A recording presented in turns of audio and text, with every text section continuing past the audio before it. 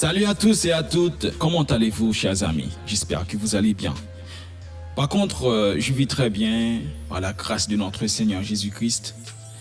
Bon, déjà je vous dis bienvenue dans la rubrique questions-réponses où je vais répondre à une question que Steven Laplanto m'a posée tout récemment. Il m'a demandé s'il peut appeler Dieu le grand architecte de l'univers. S'il peut encore l'appeler comme ça. Bon bref, c'est une question un tout petit peu choquante, mais quand même, je vais essayer de la répondre. Vous voyez, bon, ça m'a pris du temps, j'ai bien pensé, j'ai bien analysé quelques symboles que j'allais présenter sur ma chaîne. Ces études vont prendre une certaine orientation vers l'occultisme, vers la franc-maçonnerie, vers l'alchimie, tout ça, vers la métaphysique. Cela ne signifie pas que je suis un de ces gars-là, un alchimiste ou un franc-maçon, mais je suis plutôt chrétien. Je suis chrétien et j'aime Christ, j'adore Christ, j'aime Jésus-Christ. Là, vous voyez ce que je veux dire. Et Steven Laplanto, je suis bien content de cette question, mon frère, et je vais essayer de la répondre avec l'aide de Dieu et aussi l'aide de certains internautes. Bon, bref, on entre dans les détails. Mais avant d'aller plus loin, je vais vous poser la question du jour. Qui a inventé la géométrie? Est-ce l'option 1, Cicéron, l'option 2, Galiléo et l'option 3, Euclide? Vous pouvez laisser la réponse dans les commentaires et comme ça, je verrai les réponses. Merci. Entre-temps, je vais saluer quelques followers et quelques amis. Je vais saluer Monsieur Van Elfen. Je vais saluer Luna Mathieu. Et merci de suivre cette chaîne. Et aussi Monsieur Wilmy Désir. Un architecte, c'est qui exactement? Est-ce que Dieu est un architecte ou ce nom est réservé à un autre personnage fictif ou mystique qu'on ne sait pas? Bon, on va regarder sur Wikipédia ce qui signifie le mot architecte. Un architecte, c'est un nom, c'est une personne dont le métier est de concevoir le plan d'un édifice et d'en diriger l'exécution. Ça, c'est un architecte. Et au sens figuré, c'est une personne ou une entité qui élabore quelque chose. C'est un élaborateur. Bon, c'est ça un architecte. Est-ce que Dieu est un architecte? Si nous entrons dans les détails, prenons par exemple le psaume 8. C'est un psaume de David. Voici ce qui est dit dans le psaume 8 et puis le verset 4.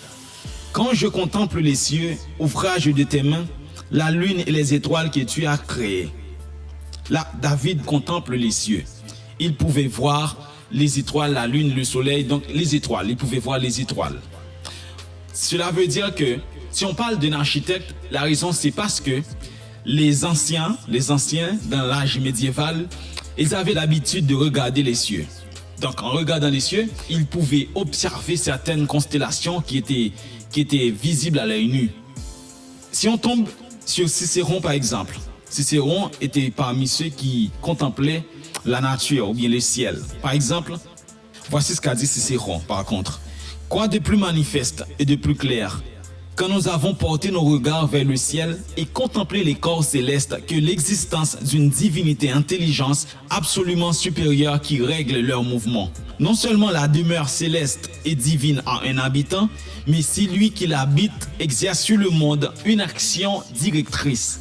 Il est en quelque sorte l'architecte d'un si grand ouvrage et veille à son entretien. C'est ce qu'a dit Cicéron. Derrière toute cette architecture, il y a un architecte. C'est comme l'horloger qui a fabriqué l'horloge.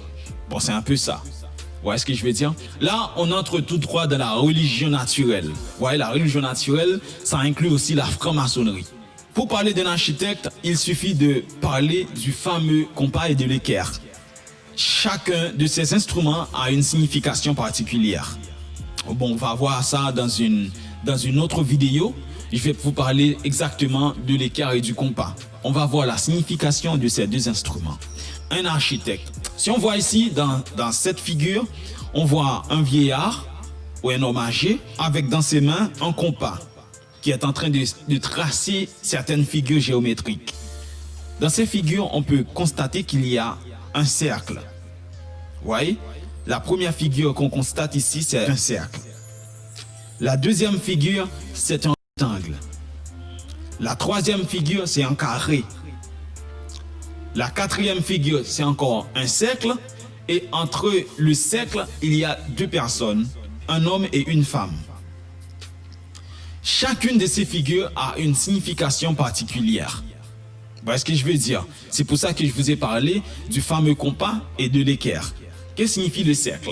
Avant de parler du cercle, je dois vous dire que, mesdames et messieurs, mes frères et sœurs, que cette étude n'est pas basée sur l'occultisme. Mais, en tant que chrétien, il y a des choses que vous devez savoir pour ne pas dire ou répéter dans l'avenir, dans le futur.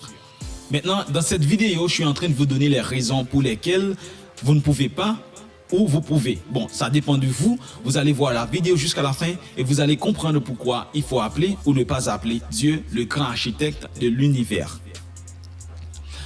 Le compas a deux branches. Une branche qui est dynamique et une autre branche qui est stable. Donc, cela signifie l'incréé ou bien l'être manifesté. L'invisible, ce qu'on ne voit pas, ça aussi est basé sur le point.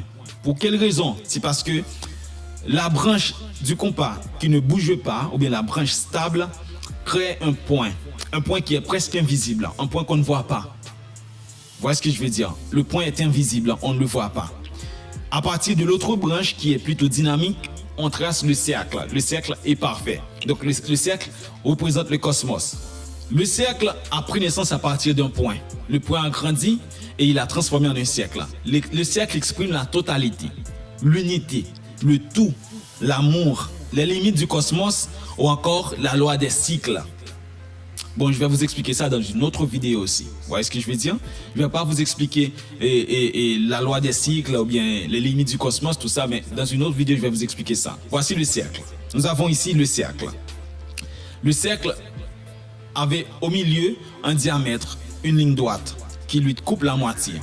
Et dans ce diamètre sort un rayon. Si vous voyez bien, la couleur du rayon, je l'ai mis en jaune. Cela signifie la lumière, vous allez voir ça. Au milieu, c'est le point. Ici, le point, c'est le divin. Le point signifie Dieu.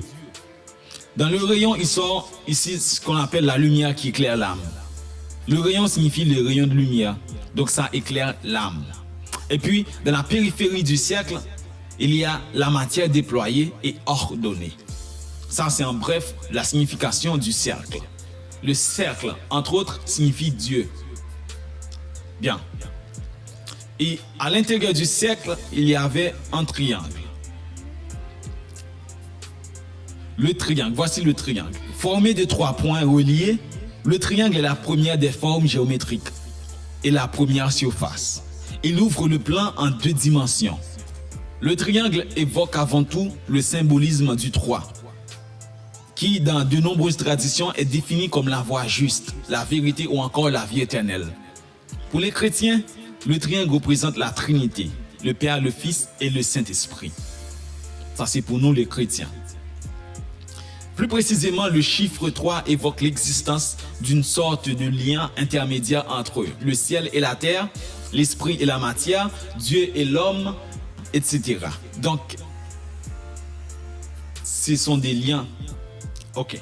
Donc, vous avez la signification du cercle et du triangle. On va voir le carré. Le carré est une figure géométrique qui comporte 4 angles droits et 4 côtés égaux. Ça, c'est le carré. 4 angles droits et 4 côtés égaux. Le cercle est en effet une autre figure parfaite. Mais à la différence du carré, elle ne contient aucune division.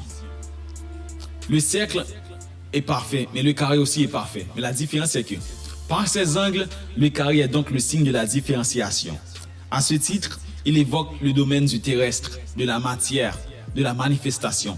Il est associé au chiffre 2 et bien sûr au chiffre 4. Ça, c'est le carré. Le carré est associé à 2 chiffres différents, le 2 et le 4. Le chiffre 4 est très utilisé dans l'occultisme, notamment les 4 éléments, le feu, l'air, l'eau et puis la terre. Ce sont des 4 éléments qu'on utilise dans l'occultisme, soit dans la franc-maçonnerie, dans l'alchimie, les 4 fleuves d'Éden, les 4 vents et le tétramorphe d'Ézéchiel, les 4 évangiles. Ce sont des exemples que je vous donne concernant le chiffre 4. Le chiffre 4 est dans la Bible. Nous l'utilisons aussi parce que nous savons ce que c'est. Pour Platon, le carré se rapporte à la matérialisation de l'idée, alors que le triangle est l'idée elle-même, c'est-à-dire que on matérialise l'idée. Le petit carré ici, c'est le microcosme. Et à l'intérieur du petit carré, il y a un homme et une femme, qui peut signifier le monde ici. Le soleil et la lune, le bien ou le mal, bien le couple, la dualité ou bien le couple, on peut le dire comme ça. Le couple. Donc Dieu ici a tout créé. Je vais vous donner quelque chose de plus direct. Pourquoi on utilise le mot architecte de l'univers ou bien Gadlu dans la franc-maçonnerie? Au XVIIe siècle, les premiers francs-maçons étaient soit catholiques ou protestants. Rappelez-vous qu'au XVIIe siècle, c'était le moment ou bien l'époque où Jean Calvin était à la tête du mouvement de la réforme de l'Église. Donc, ceux qui protestaient, ils étaient tous des protestants. C'est pour cette raison que les francs-maçons étaient soit catholiques ou protestants. Donc, l'expression grand architecte de l'univers, on n'utilisait pas dans les loges d'inspiration calviniste à l'époque. Mais pour la première fois, en 1723, dans les constitutions de la franc-maçonnerie, on va trouver l'expression, ou bien cette phrase qui dit « Adam, notre premier parent, il était créé à l'image de Dieu, le grand architecte de l'univers. Mais il avait la science libérale, particulièrement la géométrie, qui a été écrite dans son cœur. » Là, on parle d'Adam. Donc, le grand architecte de l'univers a tracé son cœur avec un compas ou une équerre. C'était plutôt vil pour quelques-uns et important pour quelques autres. Plus tard, on va adresser une prière à Jésus en l'invoquant comme le grand maître maçon. Ô Seigneur Dieu, grand et universel maçon du monde et premier constructeur de l'homme comme s'il était un temple. Jésus, la parole incarnée, vous savez que toute chose a été créée par la parole. C'est bien évident, c'est correct. C'est pour cette raison que je vais vous dire que Dieu n'est pas le grand architecte de l'univers. Vous voyez ce que je veux dire? Donc tout a été créé par la parole. Mais là, dans cette prière, on a considéré Jésus un grand maître maçon. Jésus n'est pas le grand maître maçon parce que Dieu n'est pas le grand architecte de l'univers. Dieu n'a pas créé en bricolant un tas de trucs, etc. Vous voyez ce que je veux dire? Sinon, Dieu a appelé à l'existence ce qui n'existait pas. Là, c'est ça, la différence. C'est pour cette raison que je vous dis, Dieu n'est pas le grand architecte de l'univers. Vous voyez ce que je veux dire? Dieu n'est pas architecte, il n'est pas un grand architecte de l'univers. Un grand architecte de l'univers, quand on parle d'un grand architecte, on voit, bon, je peux vous dire, on voit d'autres choses. Ici, le sens caché du grand architecte de l'univers, c'est Satan même, c'est Lucifer. Quand on parle du XVIIe siècle, on parle de l'âge de la lumière. C'est à cette époque qu'a pris naissance aussi les illuminés de Bavière, que je vais vous parler un petit peu plus tard dans une autre vidéo. Les illuminés de Bavière ou encore les Illuminati.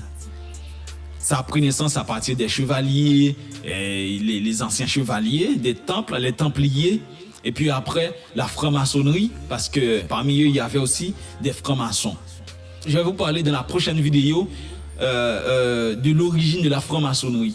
Est-ce que ça a une origine biblique ou non? Bon, je vais vous dire si c'est vrai ou pas. Rappelez-vous que le but de cette étude, c'est de vous prouver que au-dessus de tout, il y a un Dieu tout-puissant qui domine. C'est ce que voulait dire auparavant Monsieur Cicéron quand il a dit, bon, de toute façon, tout ce que je veux vous dire, c'est que Dieu n'est pas le grand architecte de l'univers. Méfiez-vous de ça, ce n'est pas Dieu. Ce n'est pas du tout Dieu, c'est quelqu'un d'autre. Bon, je peux vous dire que c'est Lucifer lui-même qu'on appelle le grand architecte de l'univers. Les hommes peuvent être des architectes, mais Dieu, lui, il n'est pas un architecte. Dieu a tout créé par la parole. Ça, c'est clair, c'est évident. Dieu a dit que la lumière soit et la lumière fut. Le verbe dire est répété 6 fois au moment de la création. À chaque fois, Dieu dit, ces mots reviennent 6 fois correspondant aux 6 jours de la création de l'univers. Tout a été fait par la parole justifiée par le verbe dire. Pourquoi accepter que Dieu soit appelé architecte? Nous utilisons des pierres, du ciment et bien d'autres éléments pour construire nos routes, nos immeubles, etc. Qu'avait donc utilisé Dieu pour créer l'univers? Dieu a utilisé seulement la parole. Vous voyez ce que je veux dire? Dieu a seulement utilisé la parole pour tout créer. C'est pour cette raison qu'on dit que Dieu a tout créé à partir de la parole. Parole ici est écrite avec un P majuscule. Donc cette même parole va être incarné quelques siècles plus tard. Est-ce que Dieu a un nom? Bien sûr que oui. Dieu a un nom et Dieu a aussi beaucoup de caractéristiques. Donc des autres noms qui caractérisent cet être tout-puissant. Par exemple, Jéhovah Shammah, Jéhovah Jireh, ce sont des noms de Dieu. Ce sont des noms de Dieu. Mais le vrai nom de Dieu, c'est Yahvé. Yahvé a tout créé. Mais Yahvé a tout créé par la parole.